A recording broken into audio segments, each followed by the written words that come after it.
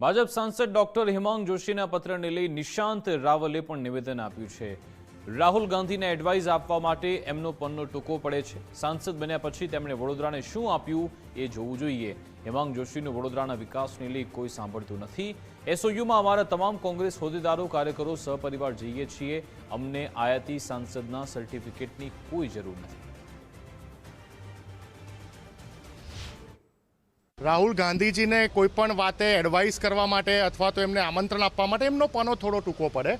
એમના કોઈ મંત્રી સંત્રી હોય અને રાહુલ ગાંધીજીને કોઈ આમંત્રણ આપે તો એના ઉપર કોંગ્રેસ પાર્ટી કદાચ થોડો ઘણો વિચાર પણ કરી શકે, પરંતુ વડોદરા શહેરની કમનસીબી કે વડોદરા શહેરને આયાતી સાંસદ જેવી રીતે મળ્યા। હેમાંગભાઈ જોશી રાજકારણમાં કદાચ હજી હમણાં થોડાક વર્ષોથી આવ્યા હશે, એક કાર્યકર્તા તરીકે ભૂમિકા ભજવતા હતા। વડોદરા શહેરની જીઓગ્રાફીથી એ વ્યાજબી નથી, એમને કોઈ નોલેજ નથી કે વડોદરા શહેરમાં કેટલા ઝોન આવ્યા।